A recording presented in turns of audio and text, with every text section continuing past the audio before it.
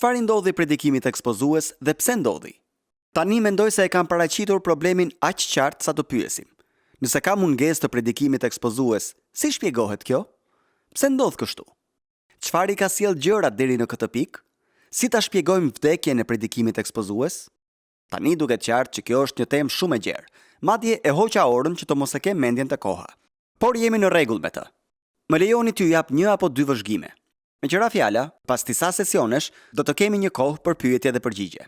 Atëherë mund t'i shprehni një zëri të gjitha gjërat që keni për brenda, dhe pas kësaj do t'i kthehemi asaj që po bëjmë. Mezi e pres atë kohë. Çfarë ndodhi predikimit ekspozues dhe pse ndodhi? Dëshiroj t'ju sugjeroj disa gjëra. E para, për shkak të humbjes së sigurisë te Bibla. Një humbje e sigurisë te shkrimet e shenjta. Nuk mendoj se mund ta mohojmë faktin që mungesa e predikimit ekspozues lidhet drejt për drejt me dobësimin e sigurisë tek autoriteti dhe mjaftueshmëria e shkrimit të shenjtë. Në fillim të shekullit të 19, kur po hapeshin frontet e betejës kundër liberalizmit, liberalët po sfidonin mrekullitë. Ata po vinin në dyshim hyjnoren dhe po kundërshtonin vërtetësinë historike të dhjatës së re. Ungjillorët u çuan dhe u përballën me stuhin. Sot kishat e zbrazura liberale janë dëshmi e kotësisë së përpjekjes së tyre për ta demitologjizuar Krishtin. Pjesa më e madhe e njerëzve kishin thënë: "Këto që po thoni nuk kanë kuptim." Edhe biznesmeni i zakonshëm tha: "Këto janë broçkulla, këto nuk kanë kuptim. Po shkoj të luaj golf." Nëse ai nuk i beson këto, mund të jeni plotësisht të sigurt që as unë nuk do t'i besoj. Nuk do të ri këtu ta dëgjoj atë bashkë me ty, Mari, ndërkohë që atij po i bien jargët në mjekër. Prandaj ata hoqën dorë. Prandaj lexojmë libra si Beteja për Biblën, The Battle for the Bible. Dhe për të tëra ato gjëra, kur të gjitha forcat e ungjillorizmit dhe studiuesve konservator u çuan dhe thanë: "Tani, ja ku është një demon i madh, të cilin duhet ta luftojmë." Dhe kështu bën. Prandaj, a përfundoi Beteja për Biblën me librin e Harold Lindsellit? Dua t'ju sugjeroj se sot Beteja për Biblën është një betejë shumë më e padukshme nga sa ka qenë ndonjëherë, që nga koha kur forcat e liberalizmit u hodhën përpjet dhe thanë: "Jezusi nuk eci mbi ujë dhe ringjallja është thjesht një mit." Sepse sot Beteja për Biblën nuk është një betejë me liberalët. Ajo është një betejë me konservatorët.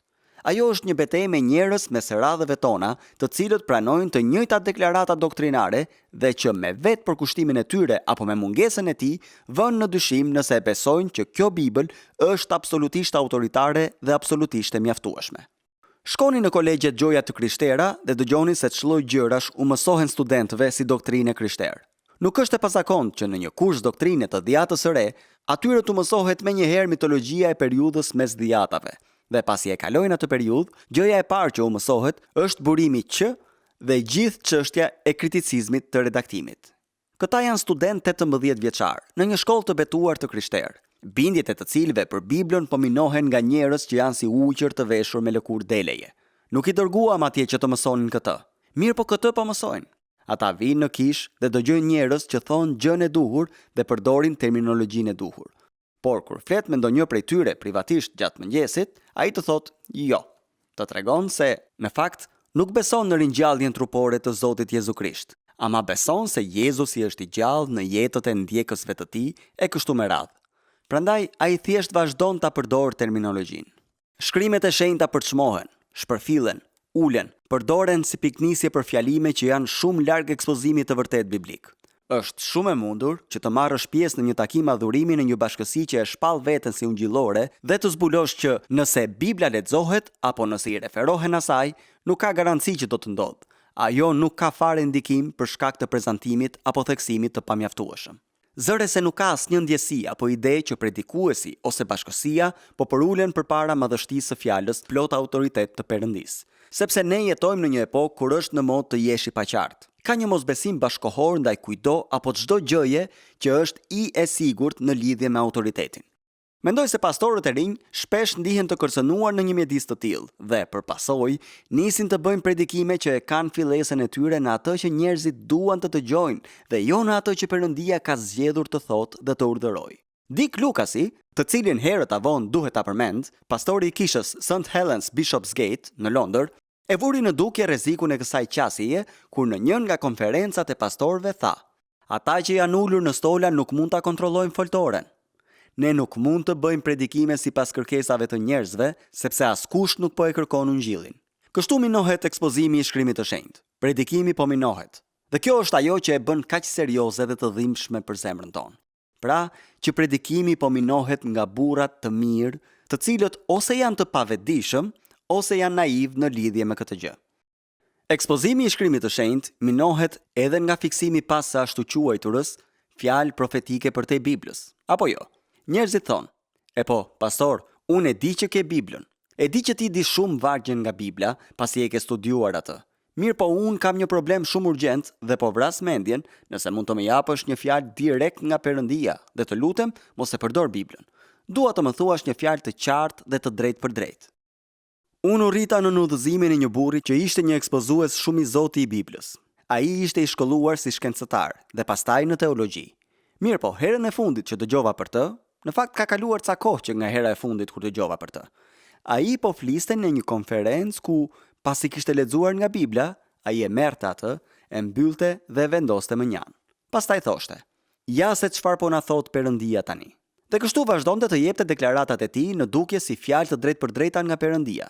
Pavarësisht se çfarë po thoshte, ajo që po bënte në të vërtetë, me apo pa dashje, ishte që po i hiqte shkrimet e shenjta nga vendi i tyre i autoritetit dhe mjaftueshmërisë në mendjet e dëgjuesve të tij. E di që mund të kemi mendime të ndryshme për disa prej këtyre gjërave. Mirë po libri i Sinclair Fergusonit, mbi frymën e shenjtë, i cili u botua në vitin 1996 nga shtëpia botuese Interversity Press, ka qenë shumë i dobishëm në lidhje me këtë temë. Ai nuk e trajton këtë në thellësi. Megjithatë, për shembull, thotë: "Edhe pse mohohet fakti që po bëhen shtesa në kanonin e shkrimit, kur njerëzit japin fjalë profetike për te Biblës, pra, edhe pse mohohet fakti që po bëhen shtesa në kanonin e shkrimit, prapse nënkuptohet që po bëhet një shtesë reale në kanonin e jetës. Përndryshe, ndriçimi i shkrimit dhe urtësia për ta zbatuar atë do të ishin të mjaftueshme. Tani, ju jeni njerëz të zgjuar, do t'ju duhet të mendoni për këtë gjë.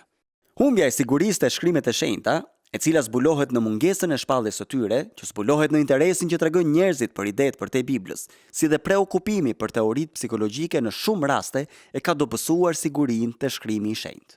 Kur thelbi i problemit njerëzor ripërkufizohet si një mungesë e vlerësimit për veten, është pothuajse e pashmangshme që njerëzit të shkojnë drejt divanit të psikologut në vend që të shkojnë drejt kryqit të Krishtit.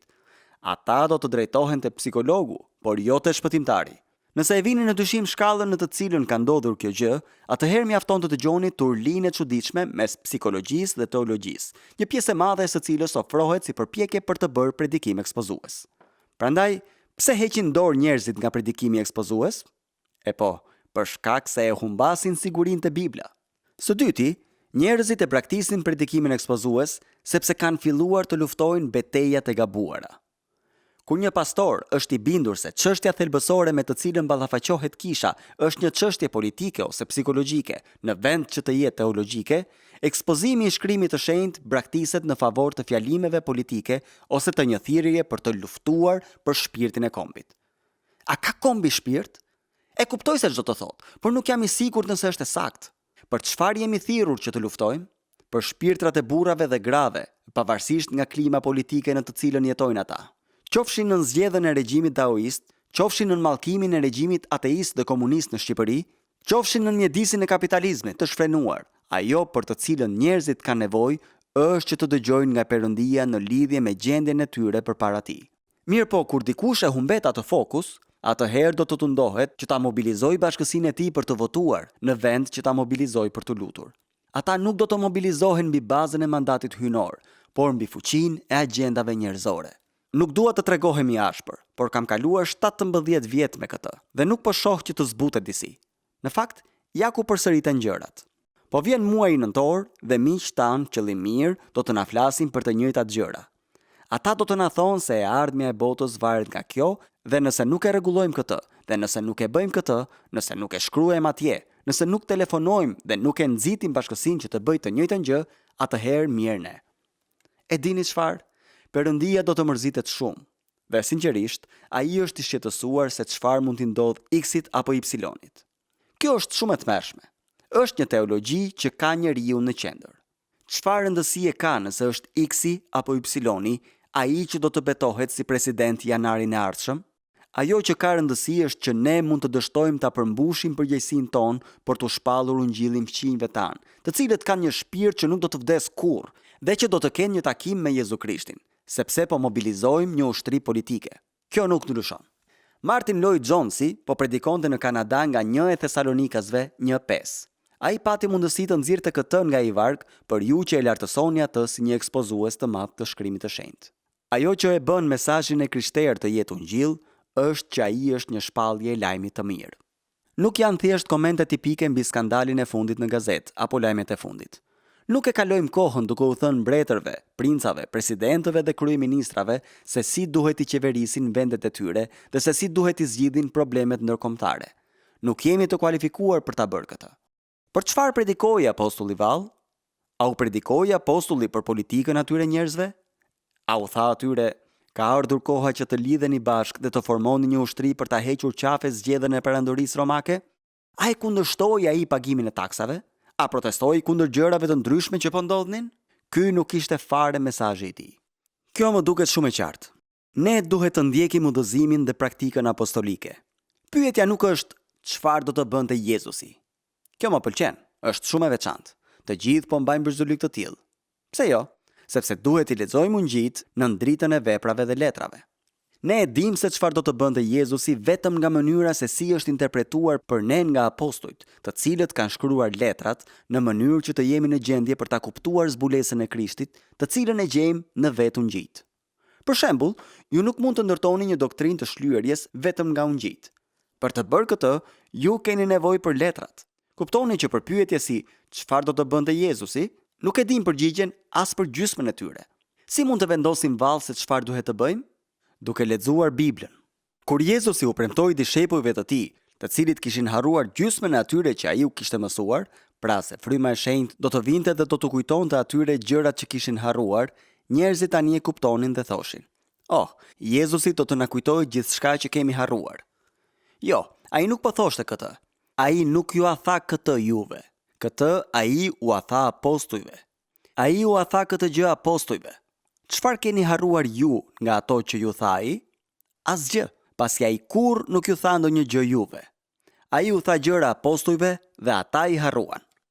Ai thot: "Unë do t'ju dërgoj frymën e shenjtë dhe ai do t'ju kujtojë dhe do t'ju udhëheq në gjithë të vërtetën." Nga e dim ne gjithë të vërtetën? Ne e mësojmë atë në shkrimet apostolike. Nuk e njohim gjithë të vërtetën duke shkuar poshtë një peme dhe duke ndëruar. Jo, e njohim vetëm ashtu siç e kemi në shkrimet e shenjta. Ja pse kur njerëzit thonë: "E po, ti thjesht nuk kupton?" Ndoshta nuk kuptoj, por nëse do të rrezikoj në një anë, do të rrezikoj në anën e udhëzimit dhe praktikës apostolike. E dini çfarë? Nëse është mjaft e mirë për apostullin Paul, është mjaft e mirë edhe për mua. Kjo është paksa e ngjashme me atë që njerëzit thonë për versionin King James të Biblës. Kjo është bërë pasioni im tani, kur jam zgjuar dhe kur fle. Djemtë e rinj që po fillojnë shërbesën janë të rrethuar nga anëtarët e bashkësive të tyre që i duan, i nxitin dhe kërkojnë prej tyre që të fillojnë predikimet me njeriu dhe me nevojën e tij, dhe jo me perëndin dhe me lavdinë e tij. Ata po kërkojnë atë për të cilën nuk kanë nevojë. Ajo për të cilën kanë nevojë nuk është ajo që duan. Vëllezër, në ditë të tilla do të na duhet të tregohemi të guximshëm, të mirë por të guximshëm. Sepse ashtu sikurse janë të parsyeshëm fëmijët tanë, po kështu janë edhe shumë nga bashkësitë tona. Këtë e them pa dashur të tregoj nënçmim për bashkësitë tona. Si pastor mësues, ju jeni dhurata e Krishtit për kishën. Ju jeni dhuratë për kishën. Ata nuk ju paguajnë që të predikoni. Nuk do të mund t'ju paguanin mjaftueshëm për të predikuar. Ata nuk mund t'ju paguajnë dot aq pak sa t'ju pengoj të predikoni. Nëse duan t'ju japin para, në rregull, por ju do të vazhdoni të predikoni. Sikurse tha edhe një burr, mendoj se ishte Gypsy Smith apo dikush tjetër.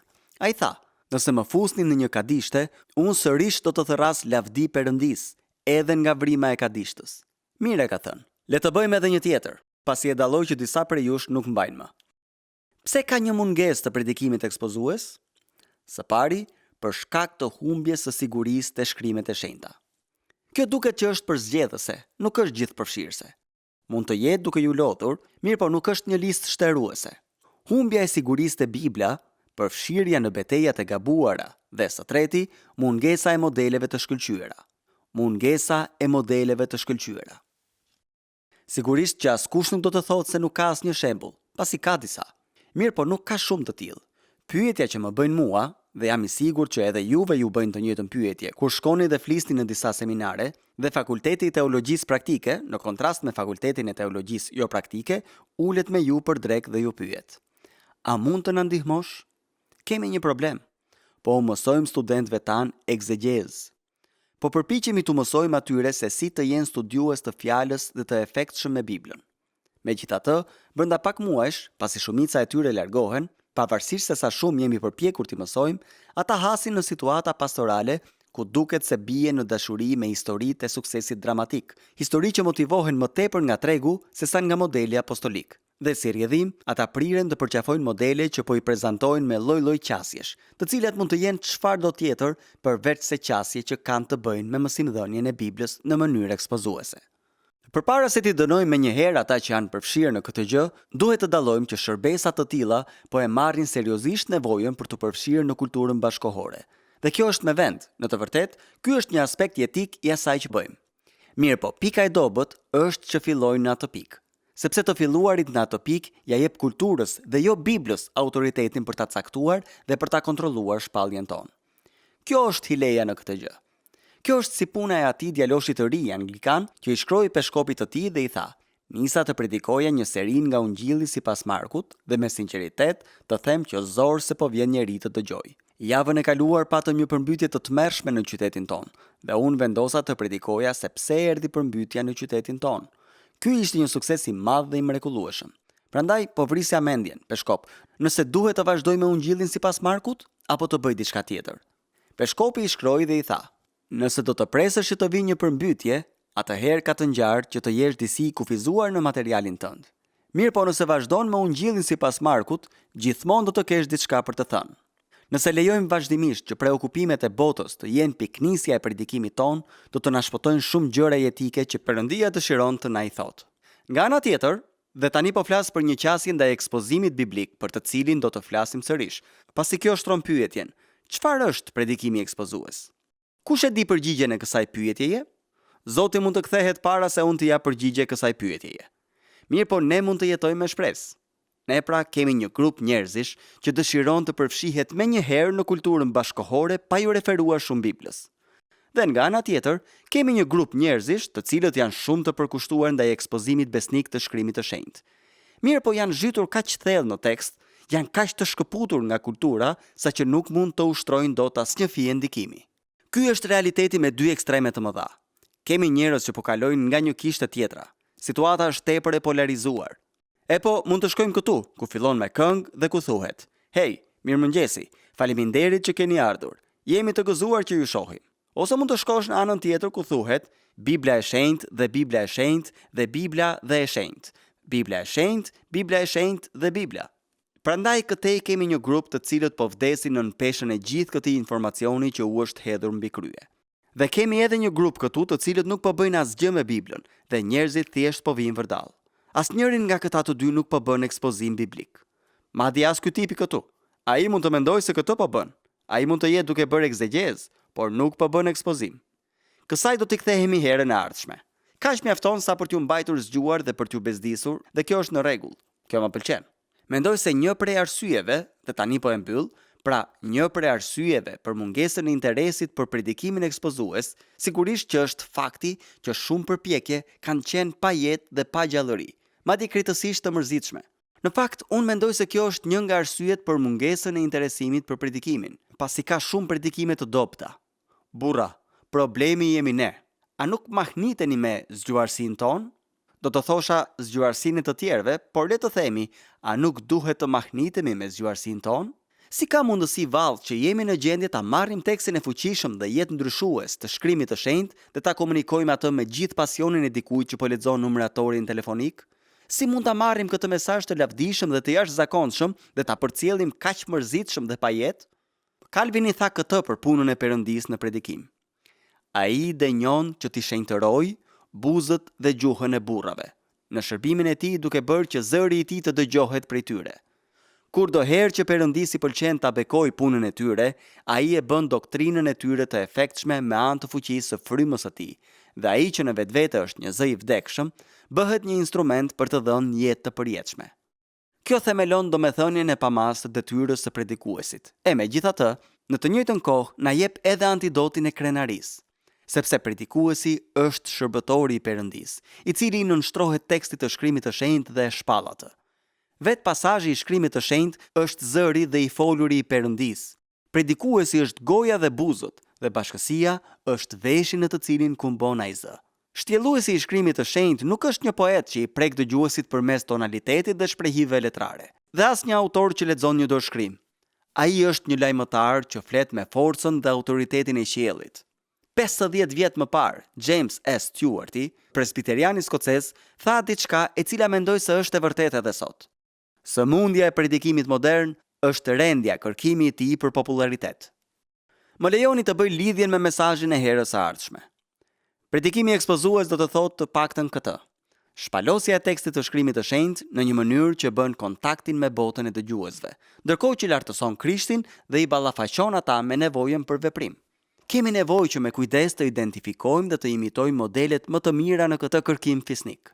Jeni treguar shumë të duruar dhe nuk mendoj se mund të vazhdojmë më gjatë se kaq. Le të ndalojmë dhe të lutemi bashkë. Më heto, o Perëndi, dhe njihje zemrën time. Më provo dhe njihi mendimet e mia dhe shiko nëse ka tek unë ndonjë rrugë të keqe. O Atë, mendoj se është e vërtetë për secilin nga ne që mëkatet tona i shohim më qartë të tjerët. Për mua është shumë e lehtë që të drejtoj gishtin dhe të gjej ata që tregojnë histori, sesa të kujtoj rastet kur unë veti kam mbushur boshllëqet në përgatitjen time me histori që në fakt nuk të çonin askund. Prandaj lutemi që të na shpëtosh, që të mos bëhemi krenar dhe t'i përçmojmë të tjerët, duke kërkuar të lartësojmë veten, duke i ulur ata dhe rolin e tyre. Përkundrazi, na ndihmo të zëm vendin e përulur, vendin poshtë kryqit tënd, që të përulemi sërish përpara teje duke thënë: Zoti Jezu Krisht, ne të falenderojmë për privilegjin e pamas që të njohim ty dhe që jemi thirrur për të shërbyer. Lutemi që për sa kohë të na japësh jetë dhe frym, të mund të jemi në gjendje për të treguar madhështinë e Ungjillit. Lutemi, o Perëndi, që ta përdorësh kohën që do të kalojmë bashkë, si bisedat personale, ashtu edhe lutjen private, kur vijmë, kur largohemi, si dhe mesazhet e ndryshme që të krijosh sërish brenda nesh bindje të thella në lidhje me dëshirën tonë për të qenë të huaj në një vend të huaj, duke shpallur pasurinë e pahulumtueshme të Krishtit. Bëje, o Perëndi, sepse ne lutemi në emrin e Tij. Amen.